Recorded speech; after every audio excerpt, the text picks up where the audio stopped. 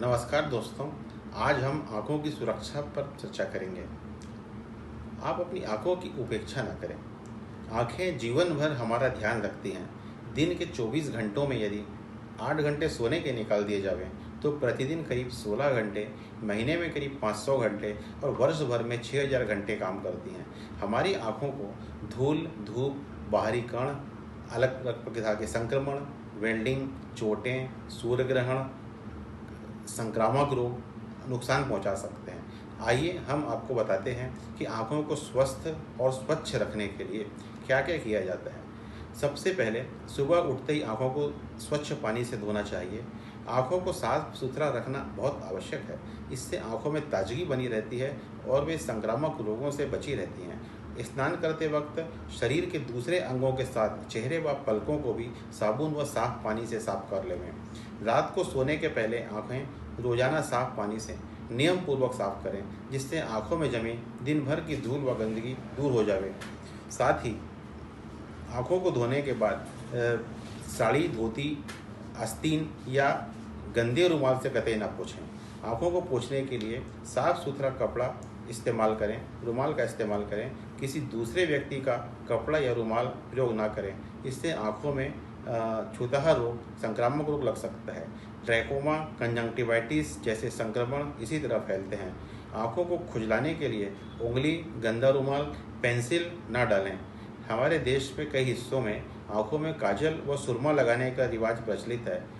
लोग मानते हैं कि काजल लगाना शुभ है, इससे आंखें बड़ी होती हैं तथा आँखों की रोशनी तेज होती है, जबकि वास्तविकता यह नहीं है। यह अंधविश्वास है।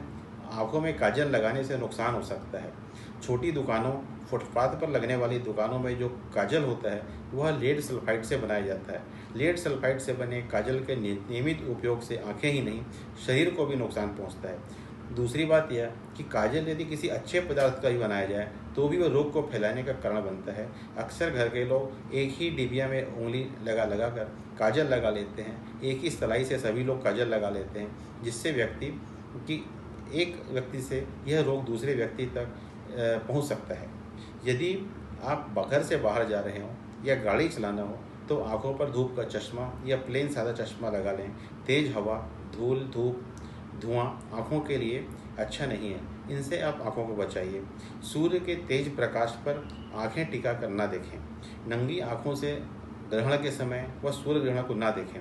इससे आँखों के पर्दों में बर्न हो जाता है, मैक्युलर बर्न होता है। यदि वेल्डिंग का काम करने वाले मजदूर मिस्त्री बिना किसी चश्मे के काम करते हैं तो यह ठीक नहीं है। वेल्डिंग आर्क से निकलने वाली अल्ट्रावायलेट किरणें कॉर्निया में केराटिटिस या छाले पैदा करती हैं, जिससे व्यक्ति तेज जलन, आंसू आने, पानी आने की शिकायत करते हैं। पढ़ते समय हमें यह ध्यान देने की आवश्यकता है कि रोशनी अच्छी हो। कम रोशनी में पढ़ना आँखों पर ज़्यादा बोझ डालना है। किताब व आँखों के बीच दूरी 1 से 1.5 फीट हो। लेटकर पढ़ने की बजाय बैठकर पढ़ा जाए। रोशनी पीछे बाईं तरफ से आवे, जिससे किताब पर छाया ना पड़े। बारीक काम करते समय, सिलाई बुनाई करते समय, पढ़ते समय आँखों को बीच बीच में आराम भी दें। बीच में कुछ सेकंड के लिए आँख बंद भी कर लें।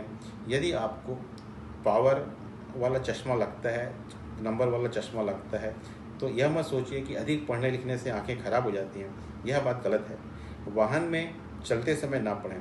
यदि आँख में बार बार सूजन आ रही हो, सलूनी हो रही है, जिसे स्टाई भी कहते हैं, तो आँखों के विशेषज्ञ से संपर्क करें, क्योंकि यह आँखों की कमजोरी, मानसिक तनाव, डायबिटीज़ कैसे हो सकती है।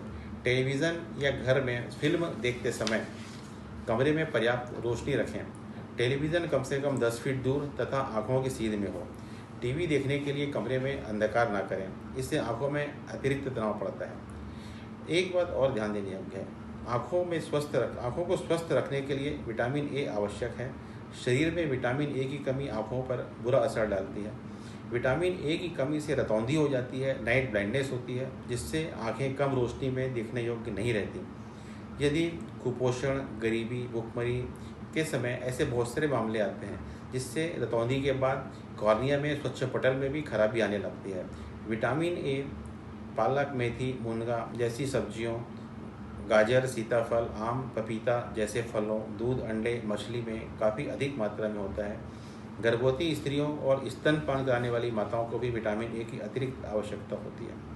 यदि आँखों में कोई कण चला जाता है, कोई तिनका गिर जाता है, तो उसे रगड़ें नहीं, बल्कि साफ पानी से आँखों में छींटे मारें।